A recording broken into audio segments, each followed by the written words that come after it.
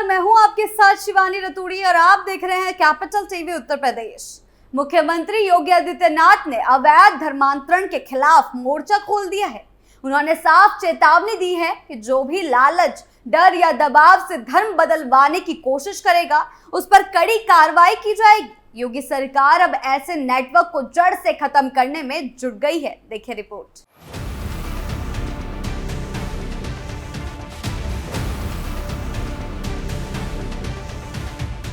प्रदेश सरकार अवैध धर्मांतरण के खिलाफ पूरी सख्ती से कार्रवाई कर रही है। कुछ ताकतें योजनाबद्ध तरीके से देश के स्वरूप को बदलने की कोशिश कर रही है। ये समाज को तोड़ने और धार्मिक सौहार्द को नुकसान पहुंचाने की साजिश है। ऐसी गतिविधियों को किसी भी हाल में बर्दाश्त नहीं किया जाएगा और दोषियों पर कठोर कार्रवाई की जाएगी। ये देश और समाज के खिलाफ गहरी साजिश है। अनुसूचित जाति के लोगों को लालच और भय के जरिए धर्म परिवर्तन के लिए मजबूर किया जा रहा है, जो संविधान और सामाजिक समरसता के खिलाफ है। ये बातें मुख्यमंत्री योगी आदित्यनाथ ने शनिवार को सरकारी आवास पर श्री गुरु तेग बहादुर जी महाराज के 350वें शहीदी वर्ष को समर्पित श्री तेग बहादुर संदेश यात्रा के दौरान कही। मुख्यमंत्री योगी आदित्यनाथ ने श्री गुरु तेग बहादुर साहिब के 350वें शहीदी वर्ष को समर्पित श्री तेग बहादुर संदेश यात्रा का सरकारी आवास पर स्वागत भी किया और सम्मान भी किया। इस दौरान सीएम ने संदेश यात्रा का फूल बरसाकर स्वागत किया। यहीं से संदेश यात्रा का शुभारंभ हुआ था। संदेश यात्रा लखनऊ से चलकर कानपुर, इटावा, आगरा होकर दिल्ली के चांदनी चौक और शीशगंज गुरुद्वारा तक गई। कार्यक्रम में मुख्यमंत्री योगी आदित्यनाथ को स्मृति चिन्ह देकर सम्मानित किया गया। मुख्यमंत्री योगी आदित्यनाथ ने अपने भाषण में कहा कि प्रदेश सरकार अवैध धर्मांतरण के खिलाफ कड़ी कार्रवाई कर रही है। उन्होंने कहा कि सरकार ने हाल ही में बलरामपुर में एक बड़ी कार्रवाई की है, जिसमें अवैध धर्मांतरण को बढ़ावा देने के लिए विदेशों से धन राशि प्राप्त करने वाले एक नेटवर्क का पर्दाफाश किया गया।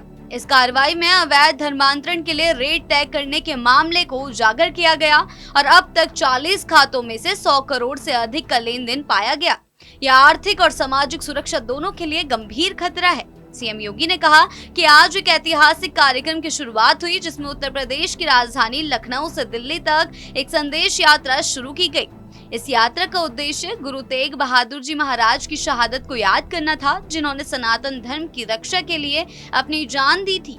यात्रा दिल्ली की उस ऐतिहासिक गुरुद्वारे तक जाएगी जहां गुरु तेग बहादुर जी ने अपना बलिदान दिया था। सीएम योगी ने कहा कि यात्रा के माध्यम से 350 वर्षों के शहीदी इतिहास को जीवंत किया जा रहा है, जिसमें उस समय के कठिन कालखंड की याद दिलाई जा रही है, जब औरंगजेब जैसे अत्याचारी शासक का शासन था।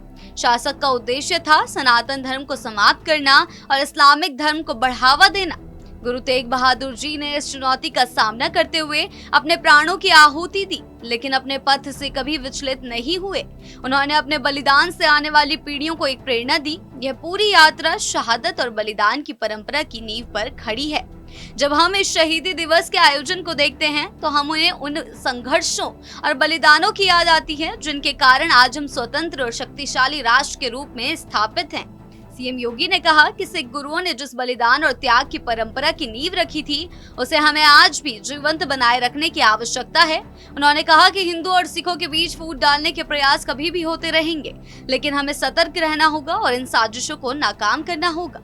उन्होंने कहा कि शहीदी दिवस कार्यक्रम में हमें यह प्रेरणा देता है कि हम सिख गुरुओं के बलिदान और शहादत की परंपरा को बनाए रखें और इसे वर्तमान समय के अनुसार अपनी रणनीतियों में ढालें।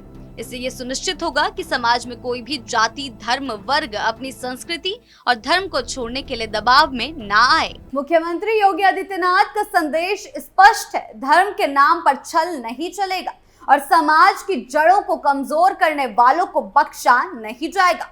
अब वक्त है सतर्क रहने का, संगठित होने का और उन ताकतों को जवाब देने का जो हमारी आस्था, संस्कृति और एकता को निशाना बना रही है। आपको क्या लगता है, हमें कमेंट सेक्शन में जरूर बताएं। वीडियो अच्छी लगी हो तो लाइक, शेयर करें और चैनल को सब्सक्राइब करना ना भूलें। नमस्कार।